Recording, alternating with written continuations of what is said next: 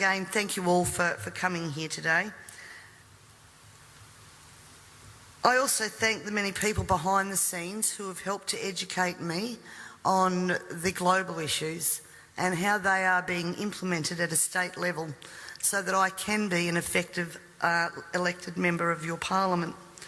And while I'm speaking to you today, I'm going to quote a number of people from various influential positions on the international stage, and I'll leave it with you to make up your mind if you want to continue to head in the direction that we're going. I first stumbled across Agenda 21 in about 2008, and quite frankly my first reaction was to dismiss what I was reading, because I didn't believe that any government in Australia would take us down this road. Then I began to see a legislative pattern emerging in Parliament which concerned me greatly, and I also started to see the tenor of legislation that we were passing. I did air those concerns in Parliament and it was dismissed and ignored.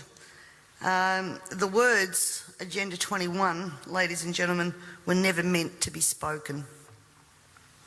And if they were, then of course it would be dismissed as a conspiracy theory.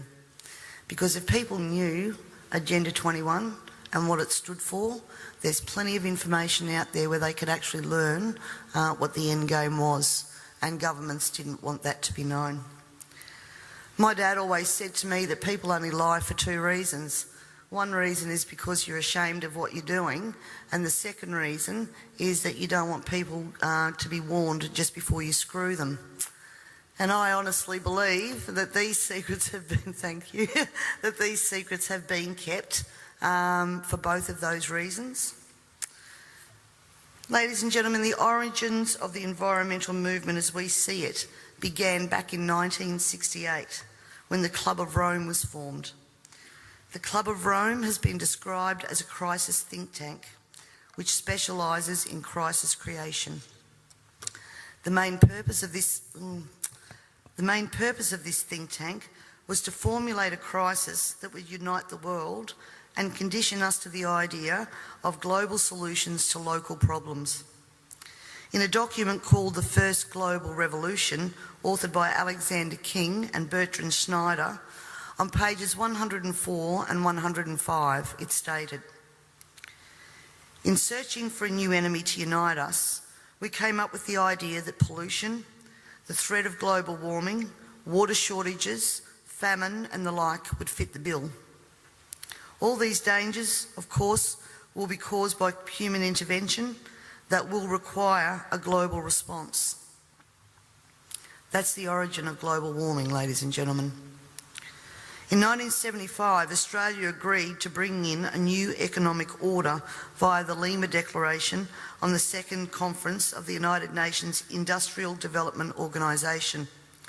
The outcome of this was, as I said, the Lima Declaration, which was the blueprint for the redeployment of tools, jobs and manufacturing to the developing nations, leaving countries like Australia short of technology, a manufacturing base and jobs.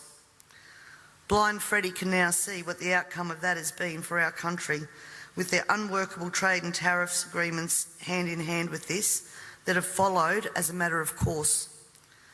This is now a reality, with around 90% of our agriculture and manufacturing just gone. Australia signed the Lima Declaration and hundreds of others with the support of all major political players: Whitlam, Fraser, Hawke, Keating, Hewson, Howard, Rudd, the Democrats, the Greens and even the Nationals.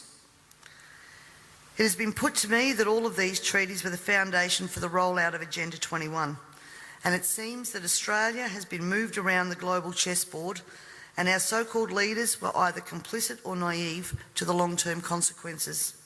And now we're almost at checkmate.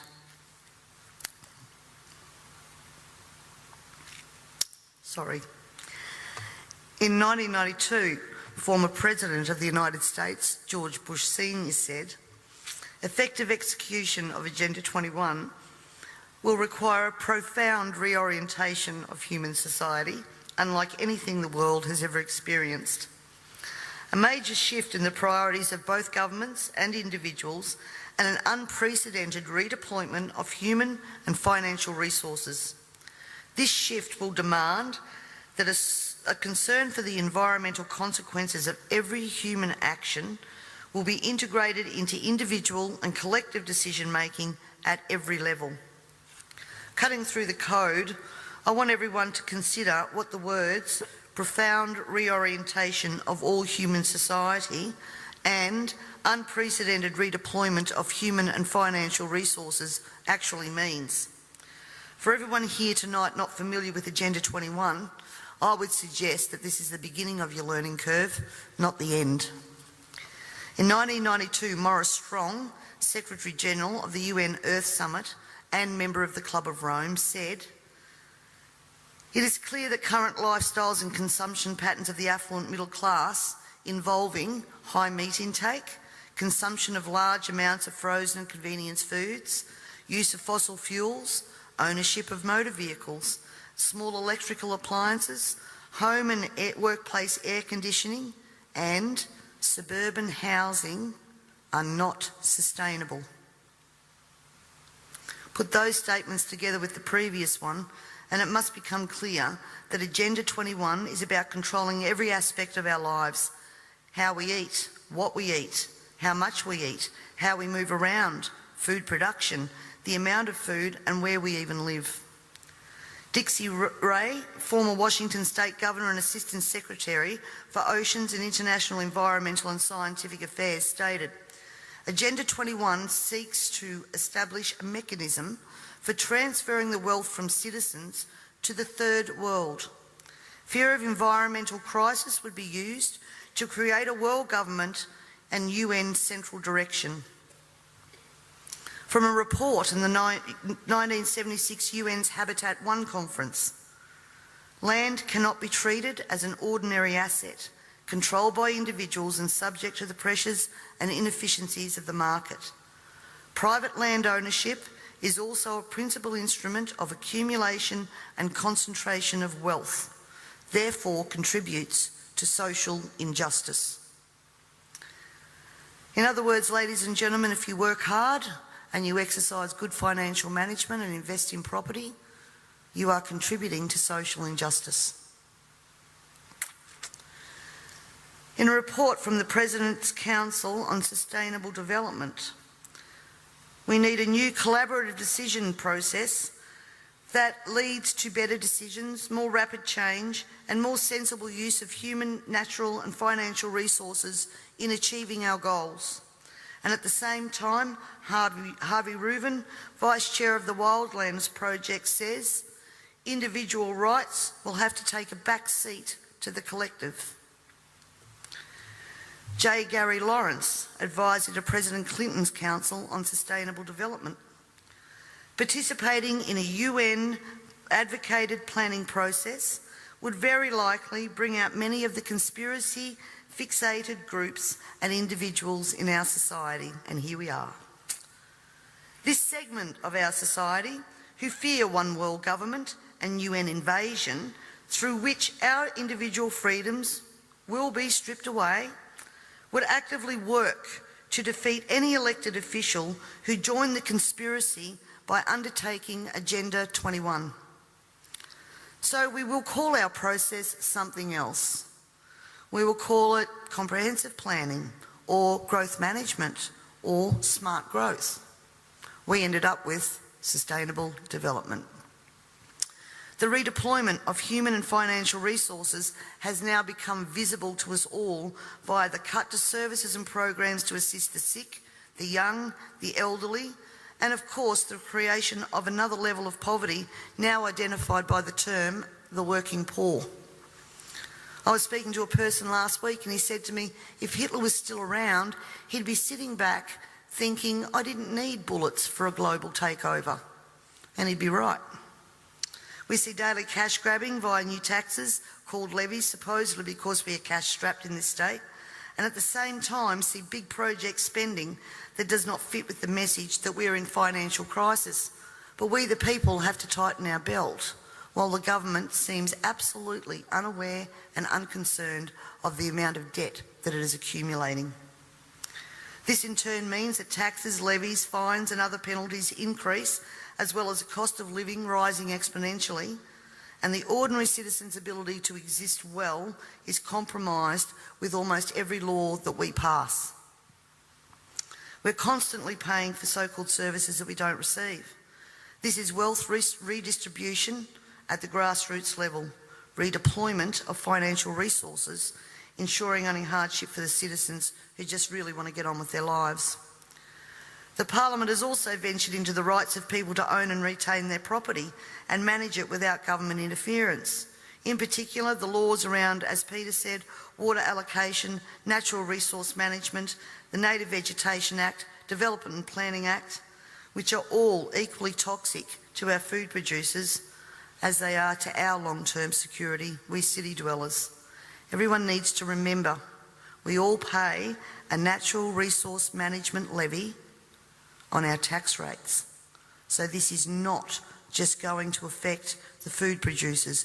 The intrusions into our property that Peter was talking about that land producers are going through will roll out into the suburbs and into the city because they have the authority to do that.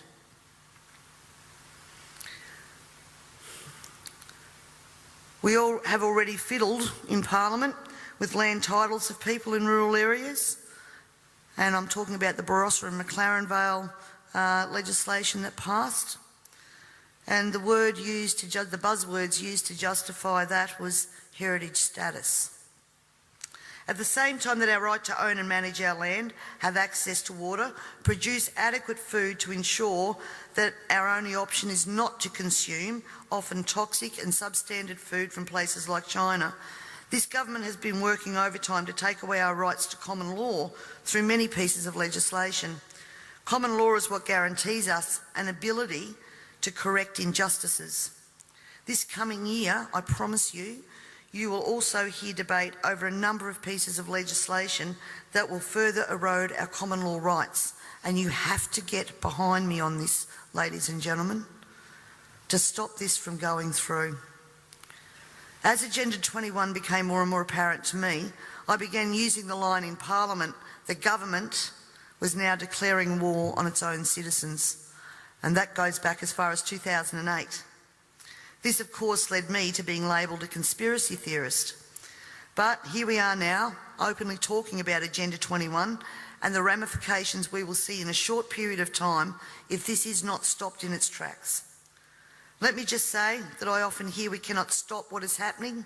Two-party preferred system, vote Labor, vote Liberal, what does it matter? And in fact, that's probably true for the House of Assembly because that's where government's formed. But ladies and gentlemen, here in South Australia we have the Legislative Council, the House of Review. And my friends, that is where the true power does lie.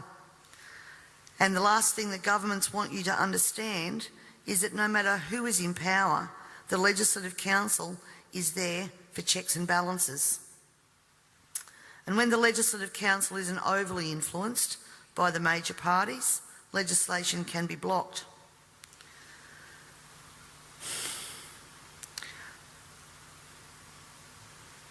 Remember, on most of these policies that I've spoken about here today, there has been bipartisan support for everything that has gone through. When the major parties join together, then the crossbenchers and minor parties, basically our vote is null and void. The way to avoid that is to make sure that when the major parties do join together, they don't have the numbers. For way too long now, we the people have been asleep at the wheel, and it is time to wake up and participate in the democratic process. And to do that, you need to understand the parliamentary and political system that you are trying to rein in. In 1972, the Club of Rome published the alarmist Limits to Growth document, warning of worldwide overpopulation, the need for sustainable development. This was the beginning of the slow process of social engineering and programming people to accept that the planet is struggling to sustain life. On the 8th of October 1973, the New York Times reported a quote from Ted Turner, also Club of Rome. The social experiment in China under Chairman Mao's leadership is one of the most important and successful in human history. In 1987, Mikhail Gorbachev, also a member of Club of Rome, said, "We are moving toward a new world order, the world of communism, and we shall never turn off that road." He also quoted in 1996 Monetary and Economic Review on page 5, "The environmental crisis will be the international disaster that will unlock the new world order, one world government." In 1992 came the Earth Summit, which produced the document called the Earth Charter. This document was co-written by Maurice Strong, long-time globalist, elitist, member of Club of Rome, and Mikhail Gorbachev.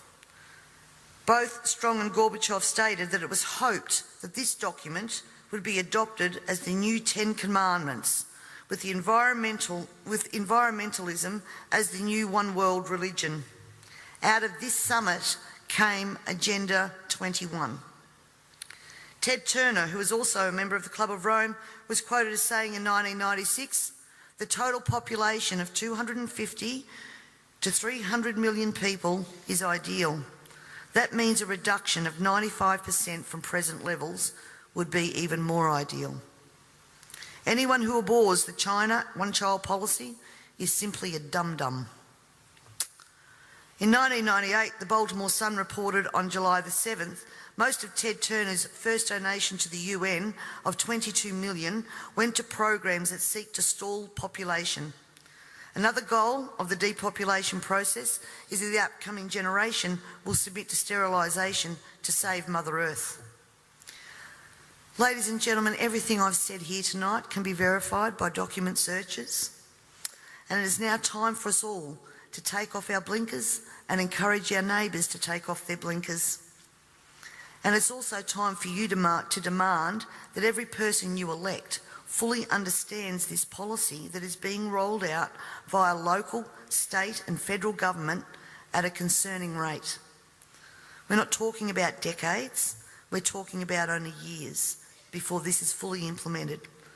And every day another law is passed, is introduced to produce the end game of Agenda 21 being fully implemented. So the question that Lord Monckton asks, carbon tax, climate change and Agenda 21, can democracy survive all three? Needs to be answered, and answered now. And you need to find out from your elected members what they know of Agenda 21, and if they don't know it, educate them. And if they don't know it, then push them to understand what they are voting on in Parliament, because this is crossroads. I thank you all very much for your time and for your attention, and